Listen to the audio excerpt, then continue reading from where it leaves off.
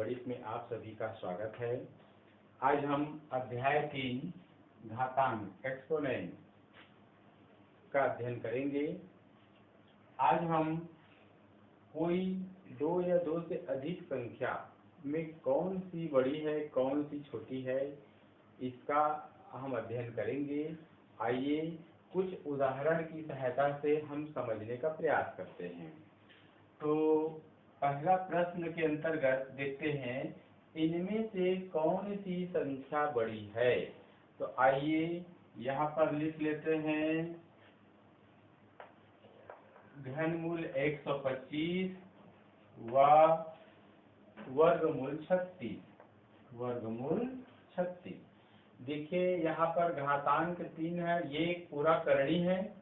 उस करणी में घातांक 3 है और करणीगत राशि क्या है 125 है। ध्यान दीजिए यहाँ एक इसमें देखेंगे करणी घात यहाँ पर कोई संख्या नहीं लिखा है, मतलब यहाँ करणी घात 2 है और करणीगत कितना है 36 है। तो सबसे पहले हमें इन संख्याओं को उनके घात के हिसाब से सरल रूप में लिखने का प्रयास करना चाहिए। तो यहाँ इसको लिख सकते हैं, यहाँ पर घनमूल 125 3 घात है तो घनमूल या घातांक 3 भी बोल सकते हैं। इसको हम ऐसे लिखेंगे 125 को लिख सकते हैं हम 5 गुणा 5 गुणा 5 ऐसे, ठीक है। इसको और आगे हम लिखना चाहें तो कैसे लिखेंगे 5 3 बार गुणा के रूप में है तो इसको लिखेंगे 5 का घात 3, ठीक है। और देखते हैं तो इसे हम लिखेंगे 5 का घात 3 और पूरे का घात 1/3। ध्यान दीजिए यह किसी संख्या का मूल रूप है, करणी रूप है, ठीक है ना, मूल रूप, और ये उसका घातांकीय रूप है। तो आइए अब तो आप समझ गए होंगे, यहाँ पर घातांक नियम से दोनों घात का आपस में गुणा हो जाएगा। ऐसे ये कट गया, बचा क्या 5। तथा अब हम वर्गमूल 36 के लिए ऐसा ही करते हैं।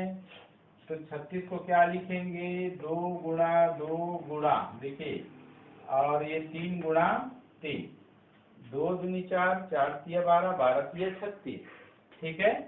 तो अब इसको हम घातांक ये जो मूल रूप है ना इसको हमको घातांक रूप में लिखना होगा।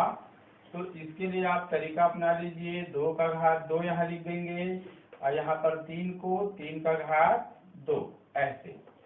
तो 2 का घात 2 गुणित 3 का घात 2 है ऐसे, ठीक है ना। अब इसको घातांक रूप में लिखेंगे तो आप ऐसे लिख सकते हैं 1/2।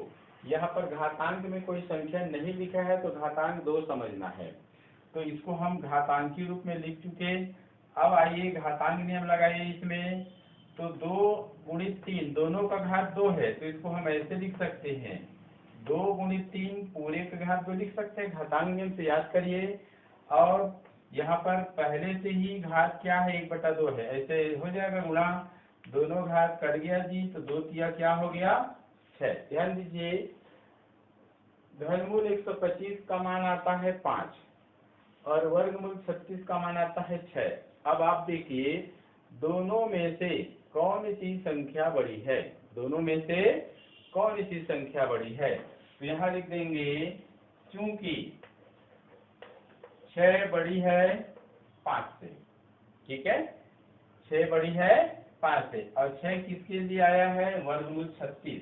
तो इसका अभिप्राय है वर्गमूल 36 बड़ा है किससे घनमूल 125 से। इस प्रकार हम उत्तर लिख सकते हैं, ठीक है। ध्यान दीजिए यदि दिए गए दोनों संख्याओं में करणी संख्याओं में अगर घातांक अलग अलग है तभी हम इस प्रकार से करने का प्रयास करेंगे। अगर दोनों का घातांक समान अगर होता है तो ऐसी स्थिति में सीधा करणीगत का तुलना हम सीधे सीधे कर सकते हैं, ठीक है। आइए और कुछ प्रश्न देखते हैं। मैं आपको अलग अलग प्रकार के प्रश्नों को हल करके बता रहा हूँ, आप अच्छे से समझते जाइए। तो इसमें एक और प्रश्न ले लेते हैं, वर्गमूल 121 और घनमूल 729। वर्गमूल 121 व घनमूल 729 ऐसे, ठीक है। तो यहाँ पर देखिए दोनों में से कौन सी बड़ी है। तो सबसे पहले ये देखना होगा क्या दोनों करनी में घातांक समान है। यहाँ घातांक 2 है, यहाँ घातांक 3 है। तो चूंकि दोनों का घातांक अलग अलग है, तो अब हम इसे करणीगत राशि की तुलना करके हम बड़ा या छोटा संख्या नहीं बता सकते। तो आइए इन दोनों को घातांक के हिसाब से उनके सरलतम रूप में लिखते हैं। तो आइए लिखने का प्रयास करिए। यहाँ पर 121, ध्यान दीजिए 121 एक पूर्ण वर्ग संख्या है। आपको पता होना चाहिए कि 121 को लिख सकते हैं 11 गुणित 11, 11 11 121, ठीक है। अब यहाँ पर घातांक क्या है, 2 है। तो यहाँ पर करणीगत में जो गुणनखंड आया रहता है, घात के हिसाब से उनके जोड़े बनाते हैं। जैसे 2 घात है तो 2 एक जैसे गुणनखंड के जोड़े, अभाज्य गुणनखंड के जोड़े हम बनाते हैं। तो एक जोड़ा यहाँ बना, इस एक जोड़े के बदले उस संख्या को यहाँ लिख देते हैं, ठीक है। तथा आइए यहाँ देखते हैं घनमूल 729। तो यहाँ पर ध्यान देना होगा 729 का अगर हम अभाज्य गुणनखंड ज्ञात करें, आप इस विधि से गुणनखंड ज्ञात कर सकते हैं, ठीक है। तो देखिए 3 दूनी 6, 3 चौक 12, 3 तिया 9। यहाँ पर है 3 अट्ठे 24, 3 एक कम 3। यहाँ पर है 3 दूनी 6 और 3 सत्ते 21, 3 निया 27, 3 तिया 9। देखिए इस प्रकार से, ठीक है ना। अब 3 तो स्वयं एक अभाज्य संख्या, तो आगे बढ़ने की आवश्यकता नहीं है। तो हम क्या लिख सकते हैं, 3 गुणा 3 गुणा 3 गुणा 3 ऐसे करके ना बढ़ते जाइए। कितने बार है, 2 2 4 5 और 1 6, 6 बार आया है ना 3, इस प्रकार से। अब यहाँ पर जितना घातांक रहता है करनी का, उसके हिसाब से यहाँ समान अभाज्य गुणनखंडों के जोड़े बनाते हैं, समूह बनाते हैं। 3 घात है, 3 का समूह बना, ठीक। उस समूह के बदले हम उसको लिखेंगे एक बार ऐसे। फिर अगला समूह क्या बन रहा है, तो 1 2 3 फिर से एक समूह बन गया। इस समूह को लिख दिए ऐसे। तो ये गुणा कर दिए 3 तिया 9, अर्थात घनमूल 729। इसको 3 घात है तो घनमूल भी बोल सकते हैं। घनमूल 729 का मान आया है कितना, 9। अर्थात ये कर सकते हैं 729 का घनमूल होता है 9, 121 का वर्गमूल होता है 11, ठीक है। तो चूंकि अब तुलना करिए इन दोनों में कौन सी राशि बड़ी है। तो चूंकि 11 बड़ी है 9 से, ठीक है। इसका अभिप्राय क्या हुआ कि यह जो राशि है वर्गमूल 121 बड़ी है घनमूल 729 से। ऐसे हम यहाँ आंसर लिख सकते हैं जी। तो इस प्रकार एक और आंसर आ गया। आइए कुछ और प्रश्न देखते हैं। आपको विधि को समझना होगा। इसके आधार पे कोई भी संख्या, अगर 2 संख्या दिया रहता है करनी वाली संख्याएं, तो आप उसका तुलना आसानी से कर सकते हैं, ठीक है। तो अब जैसे यहाँ पर एक और प्रश्न ले लेते हैं, चतुर्थ मूल। 4 घात है तो चतुर्थ मूल पढ़ेंगे, 5 घात है तो पंचम मूल पढ़ेंगे, ठीक है। और यहाँ पर है, यहाँ पर करनी घात है 5 और ये है 1024। ऐसे इन दोनों में से कौन सी संख्या बड़ी है। तो देखिए यहाँ पर फिर से हम यहाँ पर शुरुआत में क्या देखना है हमें, करनी घात समान है या नहीं। यहाँ करनी घात 4 है, यहाँ करनी घात 5 है, तो उनके करणीगत की सीधे सीधे तुलना हम नहीं कर सकते, ठीक है।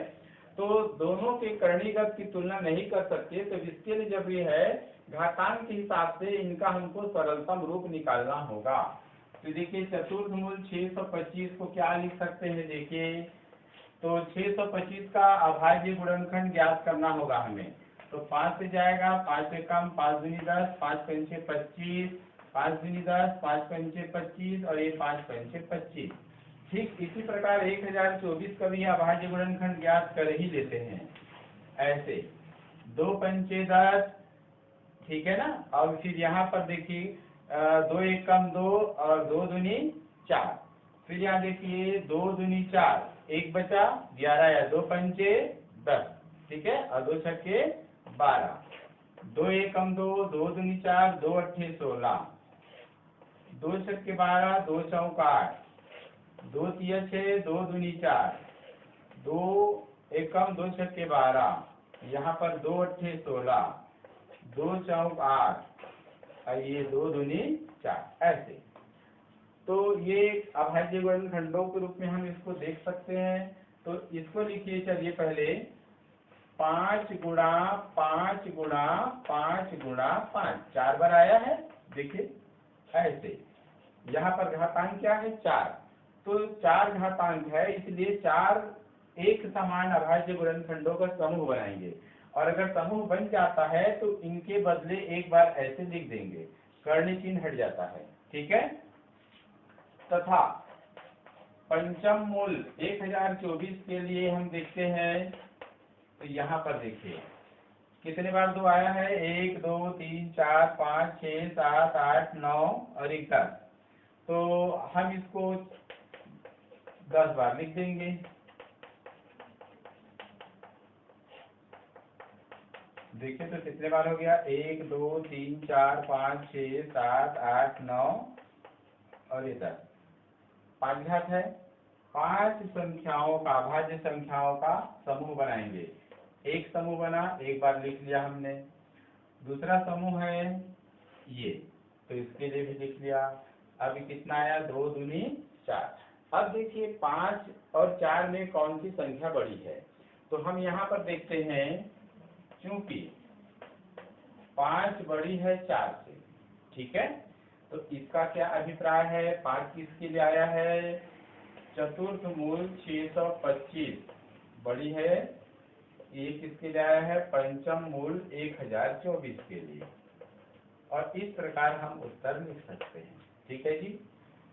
तो 2 करणियों का तुलना आप सीख चुके होंगे, ठीक है। तो इसको और अलग अलग करणियों का या संख्याओं का आप उदाहरण लीजिए और उनका तुलना करके आप अभ्यास लगातार करते जाइए। आइए आज का मैं क्वेश्चन नंबर 2 ले रहा हूँ। यहाँ पर कुछ करणियों को हम अवरोही क्रम में अर्थात घटते क्रम में लिखना सीखेंगे, ठीक है जी। तो यहाँ पर है घनमूल 125, अगला इसमें है घनमूल 729 ऐसे, और इसमें है पंचम मूल 1024, पंचम मूल 1024। फिर इसमें एक संख्या आता है वर्गमूल 36 ऐसे, वर्गमूल 36, ठीक है।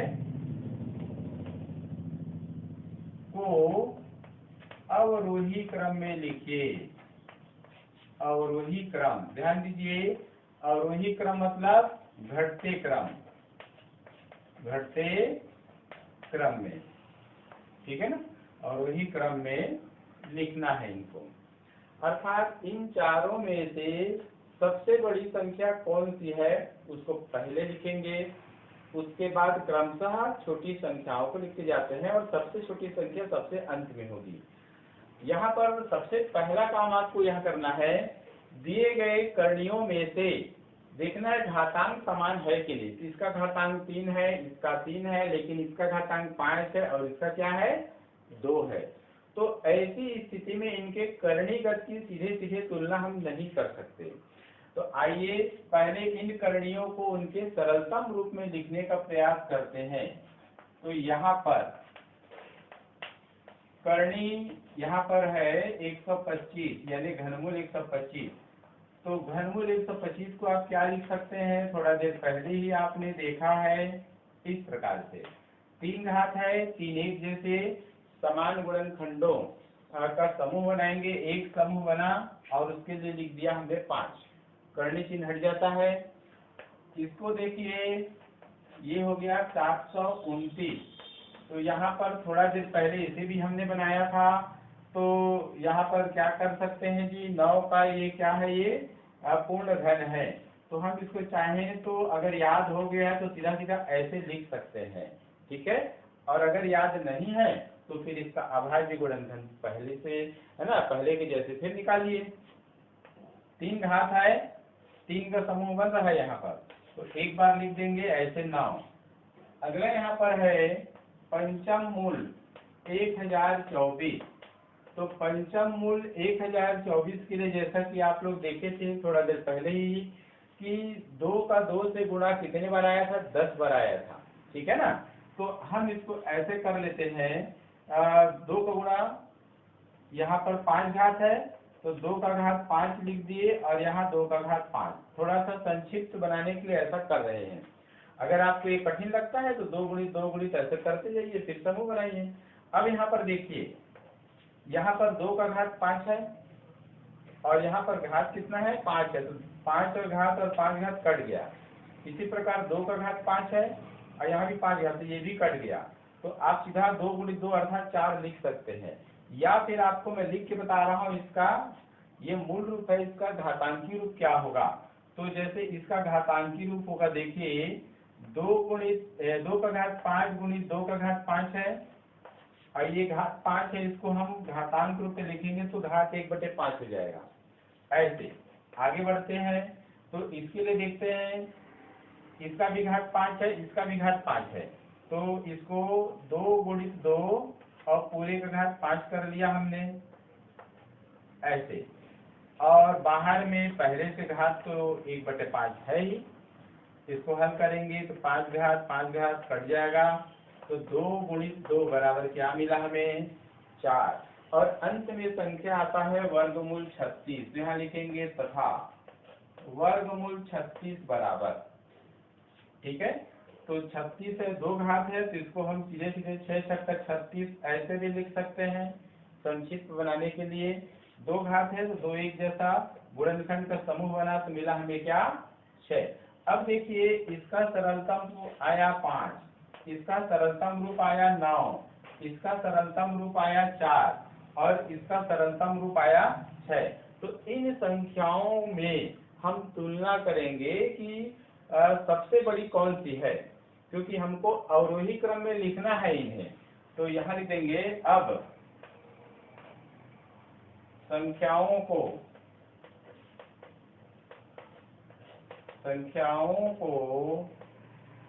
अवरोही क्रम में लिखने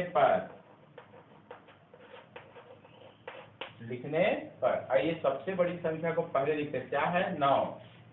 तो 9 ये बड़ा है, चिन्ह है 9 बड़ा है इनसे, ऐसा इसका अर्थ होगा। और 9 के बाद कौन सी संख्या है, 6, और 6 के बाद क्या आ रहा है, 5, और 5 के बाद 4। इनका है ना, इनका हम अभिप्राय क्या लिख सकते हैं, 9 किसके बदले आया है, तो यहाँ लिख देंगे घनमूल 729 बड़ा है, ठीक है।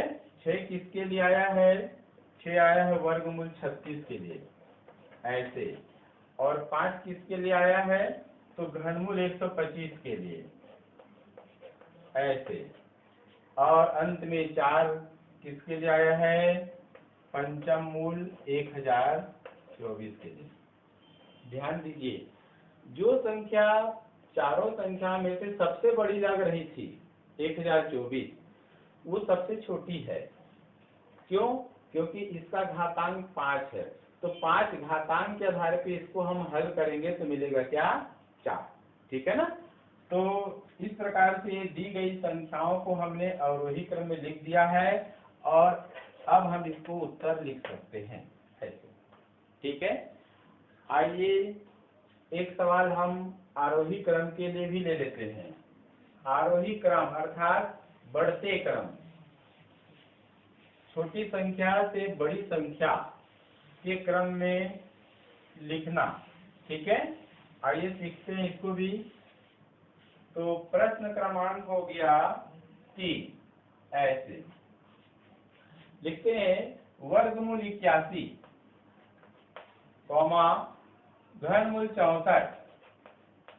ऐसे, और अगला संख्या है नवम मूल 512 को आरोही क्रम अर्थात बढ़ते क्रम में लिखिए। ऐसे, ठीक है। तो यहाँ पर देखिए 3 संख्याएं हैं करणी के रूप में, इनको हमको आरोही क्रम में लिखना है। तो सबसे पहला काम क्या करना होगा, इनका करणी घात समान है कि नहीं चेक करिए। तो करणी घात समान तो नहीं है, ठीक है। अब दूसरा स्टेप क्या है, तो इनको फिर हम करणियों को सरलतम रूप में लिखने का प्रयास करेंगे। तो यहाँ पर 81 वर्गमूल 81 को लिखे, 2 घात है तो वर्गमूल शब्द पढ़ते हैं। तो वर्गमूल 81 को हम, अगर आपको ऐसे तो याद हो जाना चाहिए था, 9 गुणित 9 9 81 होता है। पर अगर याद नहीं है तो फिर आप इसका अभाज्य गुणनखंड करिए। ऐसे, तो 3 से भाग जाएगा, 3 दूनी 6, 3 सत्ते 21, 3 निया 27, फिर आ जाएगा 3 तिया 9। तो 81 को लिख सकते हैं 3 गुणा 3 गुणा 3 गुणा 3। यहाँ 2 घात है तो इसलिए 2 अभाज्य गुणनखंडों का समूह बनाएंगे, और एक समूह के बदले एक अंक को लिखेंगे और दूसरे समूह के बदले दूसरा अंक। तो 3 तिया 9, इस प्रकार हमें 9 प्राप्त होता है। ठीक है, आइए घनमूल 64 के लिए ज्ञात करते हैं सरलतम रूप। तो यहाँ पर देखिए 64 के लिए क्या लिखेंगे, यहाँ भी आपको अभाज्य गुणनखंड करना चाहिए। तो 64 का अभाज्य गुणनखंड अगर हम करेंगे, 2 तिया 6, 2 दूनी 4, 2 एकम 2 छक्के 12, 2 अट्ठे 16, 2 चौक 8 है और 2 दूनी 4 है। 2 कितने बार आया है, तो 6 बार आया है। तो 2 गुणा 2 गुणा 2 गुणा 2 गुणा 2 गुणा 2, ऐसे। ठीक है, कितना घातांक है, 3। तो 3 संख्याओं का हमको समूह बनाना होगा, 3 3 का। तो एक समूह के बदले संख्या को एक बार लिख देंगे, दूसरे समूह के बदले भी संख्या को एक बार लिखेंगे। ठीक है, तो इसको गुणा करिए, तो 2 दूनी 4, 4 प्राप्त होता है। तथा तीसरा करणी क्या है हमारे सामने, नवम मूल 512। ऐसे, नवम मूल 512। तो इसका मतलब है कि अब हमको 512 का अभाज्य गुणनखंड निकालना चाहिए। आइए देखते हैं। तो 2 से भाग करिए, 2 दूनी 4, 1 बचा, 11, 2 पंचे 10, 2 छक्के 12, 2 एकम 2 दूनी 4, 2 अट्ठे 16, 2 छक्के 12, 2 चौक 8, 2 तिया 6, 2 दूनी 4, 2 एकम 2, 2 छक्के 12, 2 अट्ठे 16, 2 चौक 8 और ये 2 दूनी। देखिए, अगर आपका अभ्यास अच्छे से हो चुका है तो आपको ये सब रफ पारी करने की आवश्यकता नहीं है, आप सीधे ही उसको बना सकते हैं। पर अगर जरा भी डाउट है तो आप रफ पारी करके ही बनाइए, सही बनेगा। तो यहाँ पर कितने बार आया 2, देखिए 1 2 3 4 5 6 7 8 9 बार आया है। तो हो गया 2 3 4 5 6 7 8 9। ठीक है, गिन लीजिए 1 2 3 4 5 6 7 8 9, 9 बार आया। तो यहाँ घातांक क्या है, 9। तो पूरा एक ही समूह बन गया ये, और उस समूह के बदले संख्या लिख देंगे 2, ऐसे। अब यहाँ पर 9 4 और 2 प्राप्त होता है सरलतम रूप दिए गए करणियों का। तो इनको हम क्या करेंगे, बढ़ते क्रम में या आरोही क्रम में तुलना करेंगे इनका। ठीक है ना। तो चूंकि यहाँ पर देखिए सबसे बड़ा क्या है, 9। 9 बड़ी है किससे, 4 से, और 4 बड़ी है किससे, 2 से। इसका अभिप्राय है 9 किसके लिए आया है, वर्गमूल 81 के लिए आया है, और ये बड़ी है। 4 किसके लिए आया है, घनमूल 64 के लिए आया है और 2 किसके लिए आया है, नवमूल 512 के लिए आया है।